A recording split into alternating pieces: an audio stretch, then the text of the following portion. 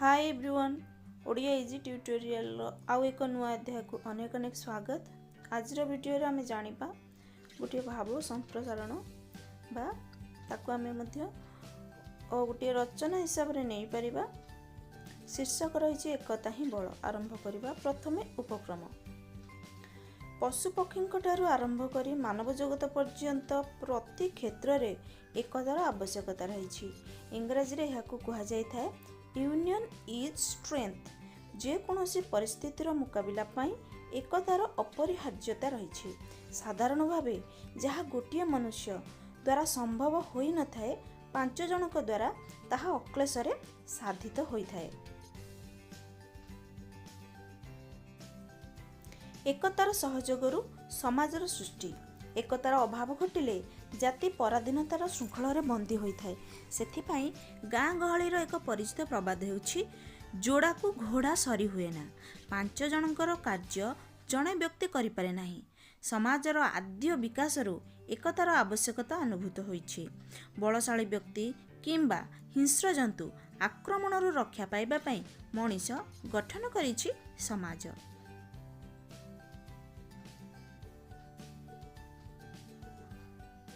समाज कहिले एकाधिक व्यक्तिंकर एकत्र सम्मेलन को बुझाई थाए। एपरिकी मानवेतर जीव एकत्रित भावे असंभव कार्य को संभव करिवार उदाहरण रही। एकतार बलरे बलियान जाति कोनोसी क्षेत्र रे पराजयर स्वाद चाखी न थाए। एही दृष्टिरु एकता ही बल प्रबादटीर प्रासंगिकता रही। एबे जानिबा एकतार आवश्यकता और अर्थ। जाति व्यक्ति एवं समाजर विकास पाई एकतार आवश्यकता रही। बिंदु बिंदु जलर समष्टि रे सिंधु मध्य सृष्टि होई पारे। केते गुड़िए सूताक्षीय मिसिगले हाथी परी विराट जंतुटी को मध्य बंधन करा जाई पारे। गोटिए काठी सहजरे भंगा जाई पारे, मात्र एककालीन 8-10टी काठी भांगिबा सहज साध्य नुहे। ए संपर्क रे गोटे सुंदर उदाहरण रही।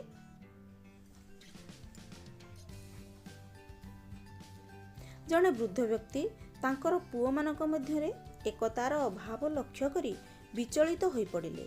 एकतार तात्पर्य बुझाइबाकु जाई से तांकर प्रत्येक संतान को 5टी काठी मिसा गोटिए बीड़ा भांगिबाकु देले, मात्र कोनोसी संतान काठी बीड़ा को भांगी पारिले नहीं। बीड़ा खोली गोटिए गोटिए काठी देबारु से माने ताको अक्लेशरे भांगी दे पारिले। वृद्ध काठी बिड़ाटी माध्यम रे तांकर पुत्र मानक एकतार महत्व संपर्क रे शिक्षा देबारु सेमानकर ज्ञानोदय हैला। व्याध और कपत प्रसंगरु एही एकतार बल संपर्क रे एक शिक्षा लाभ होई थाए। समस्त कपत एक संगे निजर शक्ति प्रदर्शन करिबारु ओजनिया जालटी को आकाश मार्ग रे नै जाई पारिले। तेणु एकतार ए महत्व और पराकाष्ठा संबंध रे समस्ते सचेतन हेबा आवश्यक। छोट छोट पिंपुड़ी एकताबद्ध भाव में खाद्य बहन करी आणुथिबारु बहु परिमाण रे खाद्य जमा करी रखि पारि थांती। उई माने एकत्रित भावे कार्य करी विराट हुंका निर्माण करि पारंती। प्राणी जगत रे एही एकतार दृष्टांत विरल नुहे।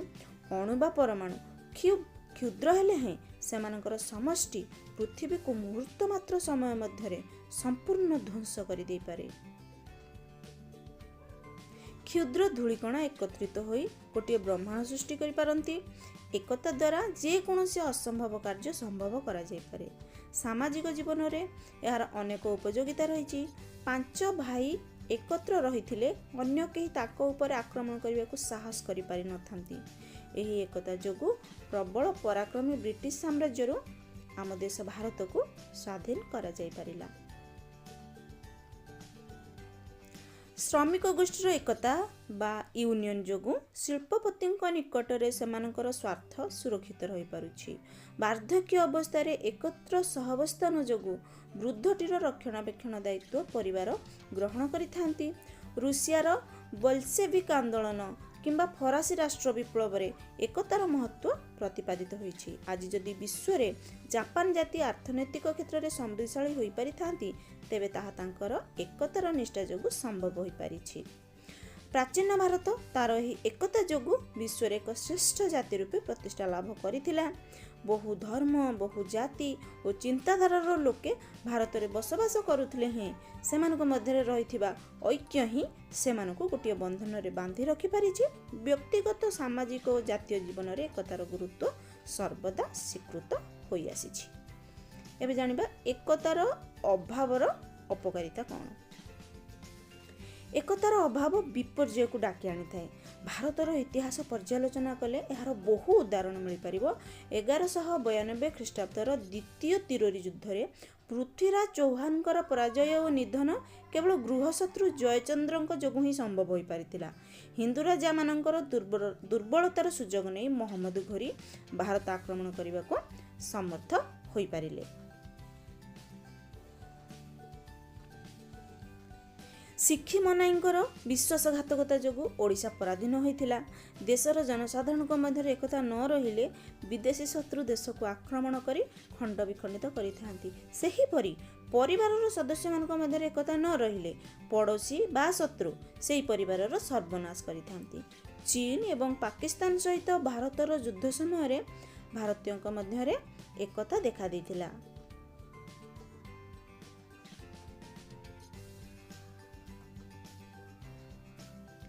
मात्र भारतर सांप्रतिक परिस्थिति अत्यंत उद्वेगजनित बा उद्वेगजनक। पंजाब जम्मू काश्मीर आसाम दार्जिलिंग कोयम्बाटूर आदिर सन्त्रासवाद कार्यकलाप गुरुतर अवस्था धारण करिछि। एहा द्वारा जातीय स्वार्थ बहु परिमाण रे विपन्न होई पड़ुछि। जेउ कारणरू पाकिस्तानरू आउ एक स्वतंत्र बांग्लादेश सृष्टि होला आज सेही परि केतेक कारण भारत रे देखा देइछि।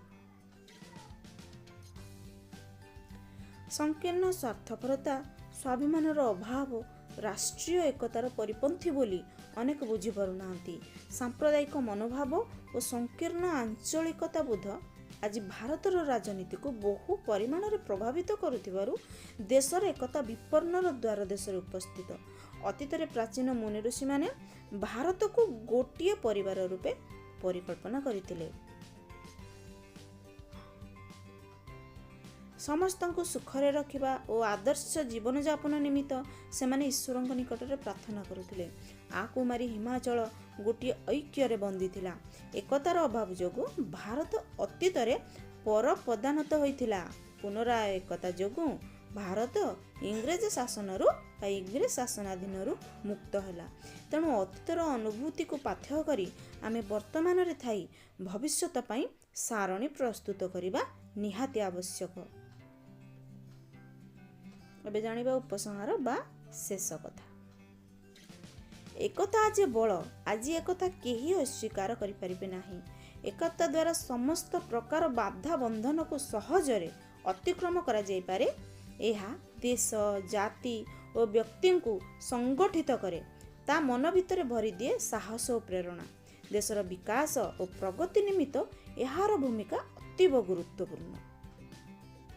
जदि विश्वर प्रत्येक मनीष मानविक भावधारा द्वारा उद्बुद्ध होई एकतार सूत्र रे ग्रथित होई पारंते तेबे विश्वर समस्त समस्या गोटिए मुहूर्त रे दूरीभूत होई पारंता।